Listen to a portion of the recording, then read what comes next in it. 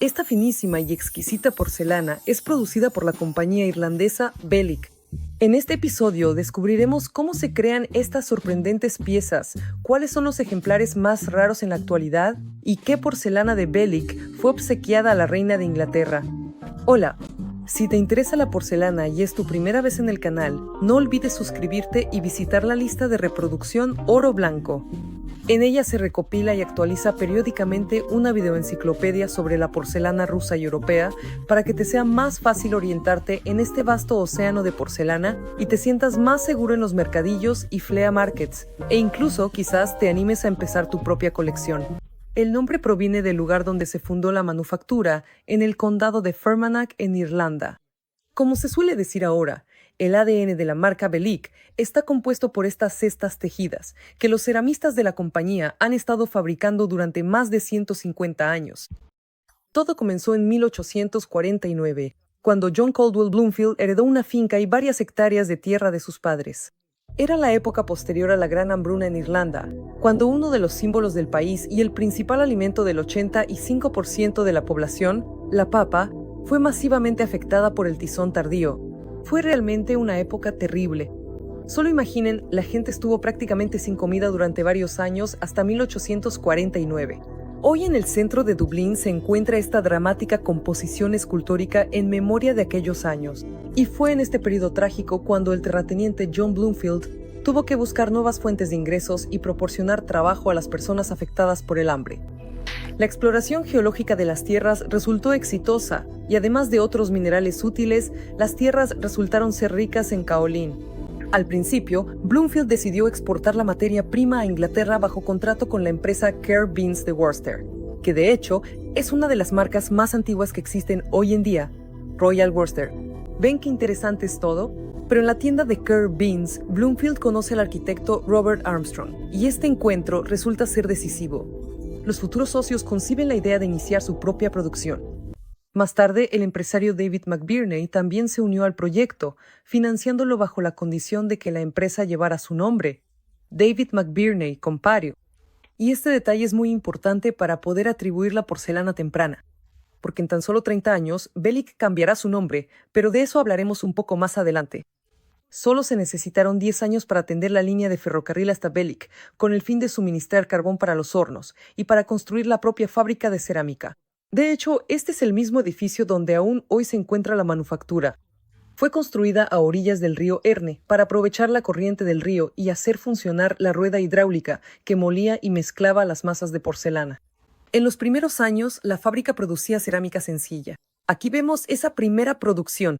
La foto fue tomada en el Museo de Bellic, en Irlanda. La agricultura era la principal ocupación de la mayoría de la población en la Irlanda del siglo XIX, y la empresa Bellic se orientaba a ese mercado. También es interesante este cuenco de cerámica con ilustraciones humorísticas. Este diseño sencillo pero encantador siguió siendo uno de los patrones más populares de los utensilios domésticos de Bellic, y se aplicaba tanto en cuencos como en tazas. Aquí también vemos el primer sello marrón, que indica que fueron fabricados en el período de 1863 a 1872. Después, el color de la marca pasará a ser negro. Una línea aparte eran los artículos sanitarios, que la empresa suministraba incluso a instituciones gubernamentales. Y esto fue una decisión bastante emprendedora, ya que a principios de la década de 1870 las personas adineradas empezaron a instalar fontanería en sus casas, y satisfacer esta necesidad de la población resultó ser un negocio muy rentable. Y en principio, hasta principios del siglo XX, la cerámica seguía siendo la principal fuente de ingresos de la empresa. La maestría en la producción de porcelana también se perfeccionaba. Estos ejemplares pertenecen al periodo que podríamos llamar el Bellic anterior al trenzado. Estarán de acuerdo en que los objetos de la derecha ya se ven considerablemente mejor que los primeros productos. Pero aún así, Bellic seguía buscando su estilo original y único, y esto es especialmente importante para los coleccionistas. De hecho, las piezas de la primera época de Bellic no se parecen a lo que vemos hoy en día, y pueden convertirse en hallazgos raros y valiosos. Aquí tienen algunos de ellos, miren. Todos están realizados en estilos tan diversos. Se nota cómo Bellic buscaba su propio estilo. Experimentaba con la forma y el diseño. Aquí Bellick intenta hacer porcelana de hueso. Adelantándonos un poco, esta tetera, por ejemplo, es el prototipo de la posterior y emblemática serie Grass. Y aquí se acerca a la temática marina, que más adelante se convertirá en una de las características de Bellick.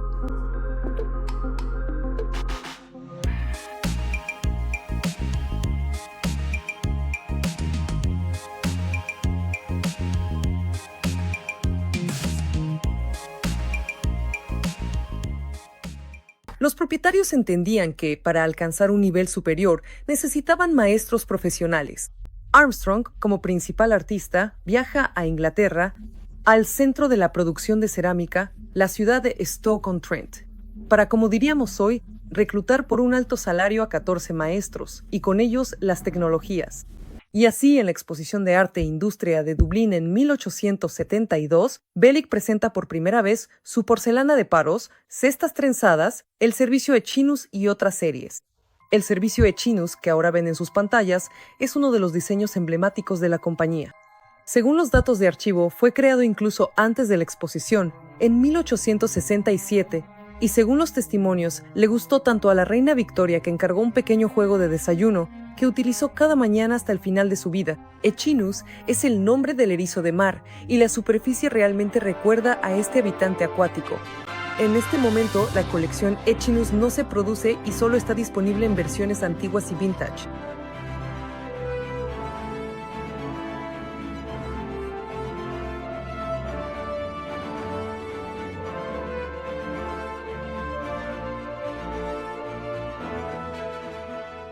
El clásico Echinus se puede encontrar, no es tan raro, pero existen variantes en las que los artistas experimentaron con esta forma. Probaron diferentes colores y ornamentos. Y estos ejemplares realmente tienen un alto valor para los coleccionistas. Por ejemplo, esa variante con el sello rosa que ya les mostré. Aquí los artistas intentaron decorar las piezas en una gama azul y dorada, y esta variante es completamente única. Aquí el Echinus presenta imágenes de algunos personajes míticos, pero presten atención a la delicadísima calidad de la porcelana. En este mismo periodo se creó la rara colección Torno, con la que los artistas también experimentaron. El espino envuelve las piezas y se transforma en asas y patas.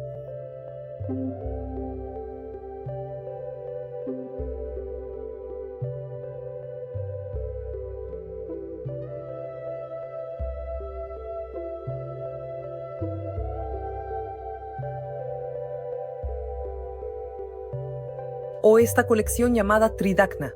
Las primeras muestras se crearon en los primeros años, experimentando con los tonos del esmalte. El tema marino continuó en numerosos experimentos con la forma. En sus pantallas pueden ver el raro y antiguo juego de té shell concha. Esta es también una de las primeras colecciones Bellica Erne, que lleva el nombre del río en el que se encuentra la manufactura. En el relieve de la finísima porcelana se adivina un trenzado. Por cierto, ¿ven estas manchas oscuras?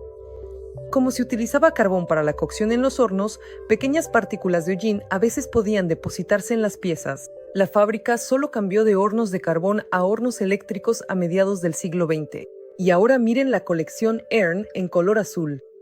Hoy en día esta colección también está a la venta, pero luce completamente diferente. Por eso, esta versión solo está disponible como antigüedad. En el primer período nació una forma que los anticuarios llamaron asa anillo. Este ejemplar del primer período es una rareza excepcional. Aquí los artistas también experimentaban con la decoración. Y aquí vemos un raro juego de vajilla pintado a mano. Y esto ya corresponde a un período un poco posterior. La forma no está mal, pero la pintura, por mucho que se esforzaran los artesanos de Belioff, en mi opinión, hacía que el aspecto de las piezas fuera más sencillo. ¿Y ustedes qué opinan? Escríbanlo en los comentarios. También en la exposición de 1872, Bellick presentó por primera vez su porcelana Porosky, o de París, y esto fue nuevamente una decisión empresarial. En la segunda mitad del siglo XIX estaba en el apogeo de su popularidad. Es una masa de bizcocho con una proporción significativa de frita, que después de la cocción adquiere un tono y una textura superficial que se asemejan al famoso mármol de Paros, extraído en la isla griega de Paros en el mar Egeo.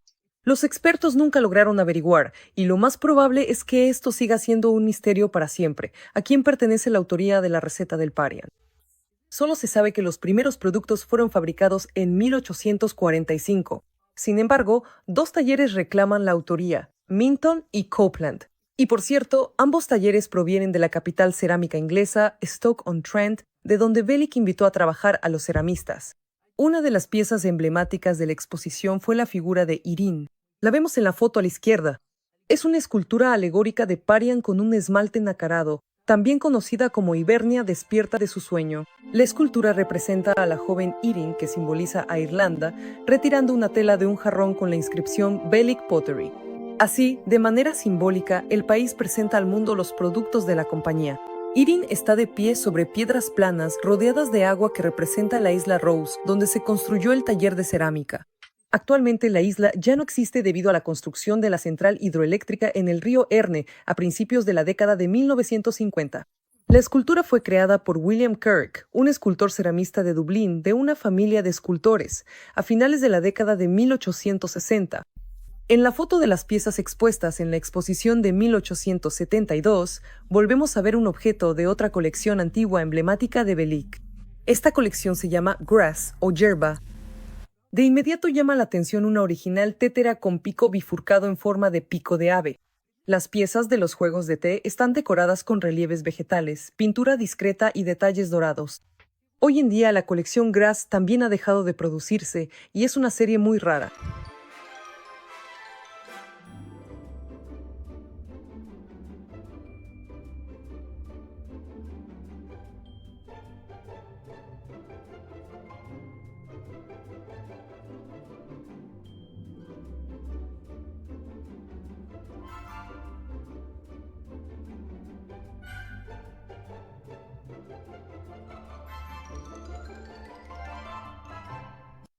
Y así finalmente, en ese mismo año de 1872, Bellick presenta por primera vez al mundo las cestas trenzadas.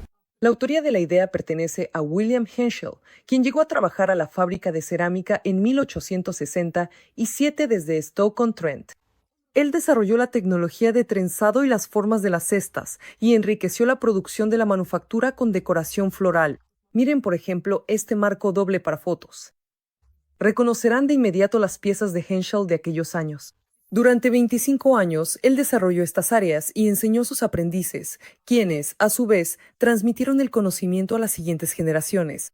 Henschel trabajó en Bellick hasta su muerte en 1902. Estas imágenes fueron tomadas 100 años después, ya en el siglo XX, pero en esencia, el proceso de producción de las cestas de porcelana no ha cambiado. Primero, se amasan las masas de frita y se elimina el aire manualmente.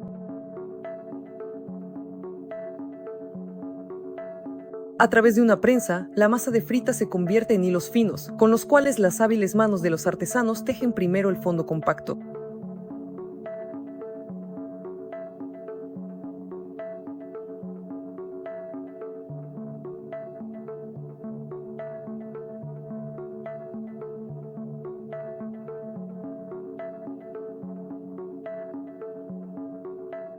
Luego, utilizando un armazón, se crea la forma principal.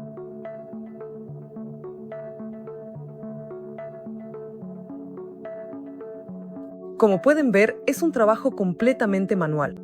Los espacios entre los tejidos y la curvatura se regulan únicamente por la percepción del artesano. Por eso, no encontrará dos cestas idénticas. Cada una es original.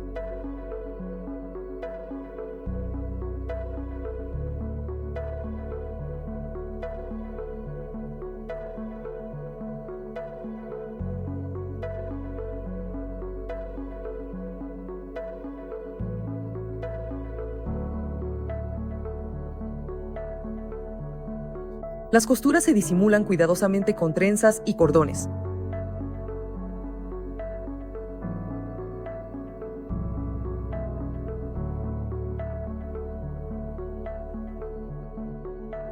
La masa cerámica con un mayor contenido de frita ofrece más posibilidades para el modelado.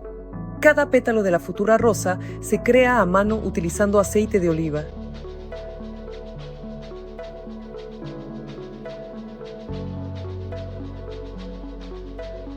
Por cierto, estas flores no son una elección aleatoria del artista, sino mensajes simbólicos. Esta es la elegante cesta Bellick, una copia exacta de la que fue obsequiada a Su Majestad la Reina Isabel II durante su jubileo de platino en junio de 2022. Para la decoración se eligieron flores que simbolizan el estado del Reino Unido, la rosa inglesa, el cardo escocés, el narciso galés y los tréboles de Irlanda del Norte. La pieza se somete varias veces más a la cocción y se recubre con un esmalte nacarado. Si se planea pintar, se colorea con pintura sobre esmalte.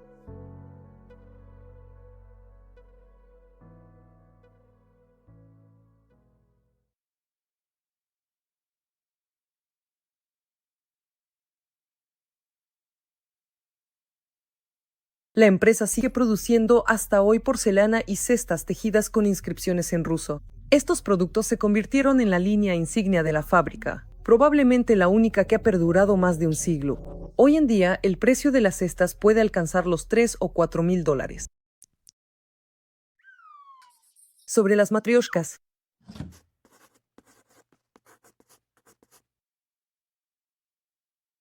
En 1891, la empresa se ve obligada a actualizar su sello, cumpliendo con la ley de tarifas McKinley, que exige indicar el país de origen, pero la marca sigue siendo negra.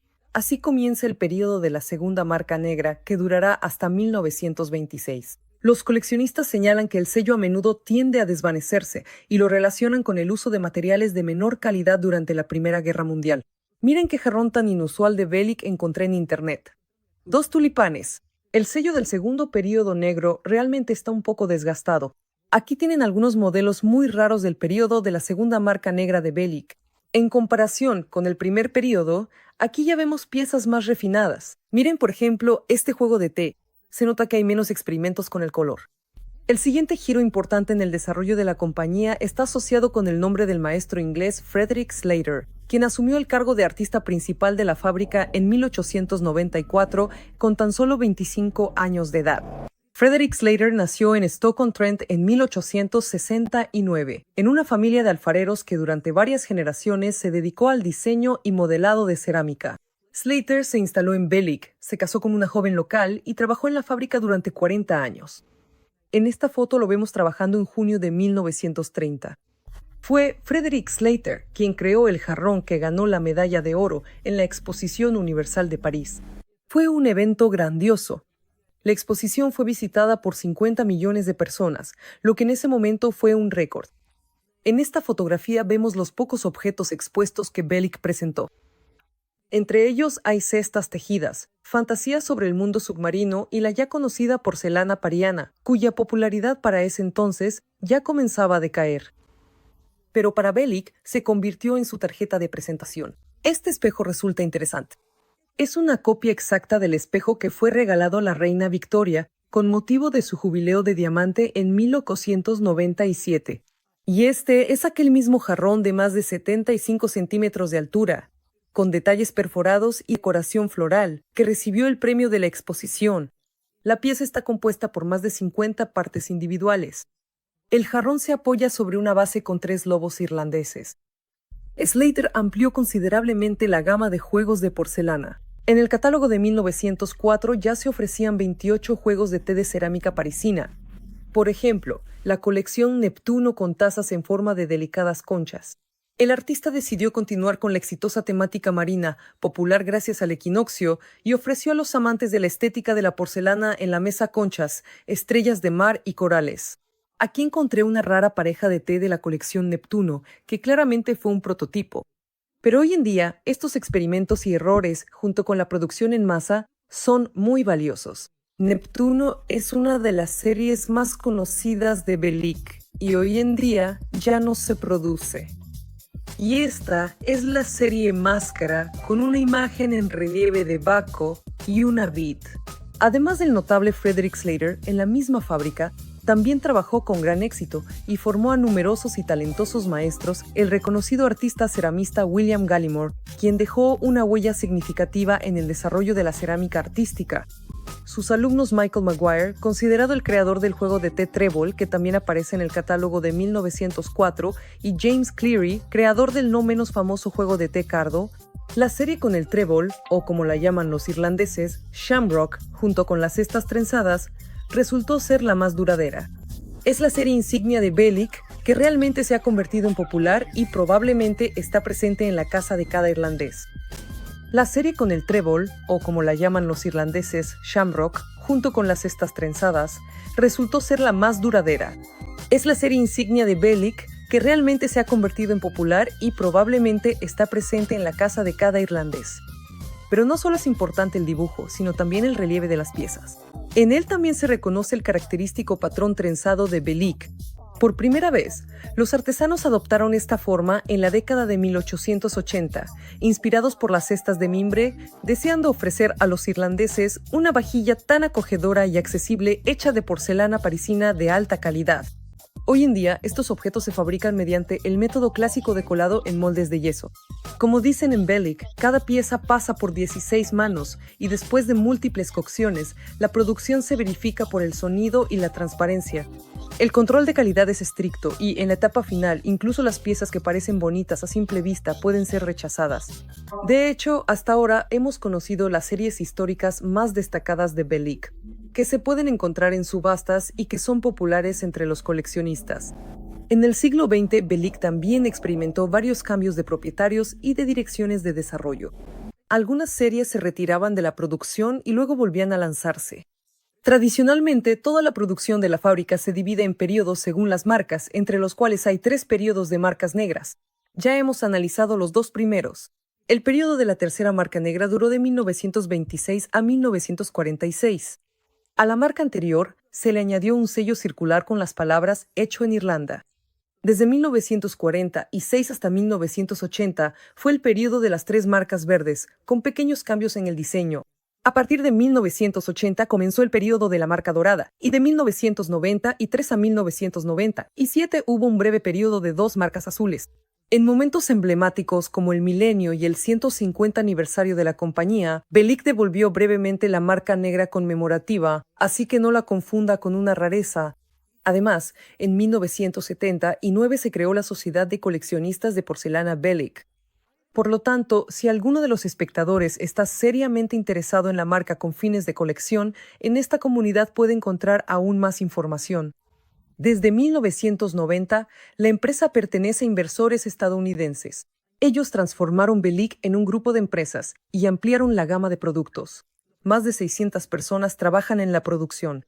El volumen anual de ventas supera las 100.000 unidades de productos y más de 40 millones de dólares. Por hoy, terminamos nuestro recorrido por el encaje de porcelana de Irlanda. Les recuerdo que pueden encontrar otros episodios sobre porcelana europea en la lista de reproducción Oro Blanco.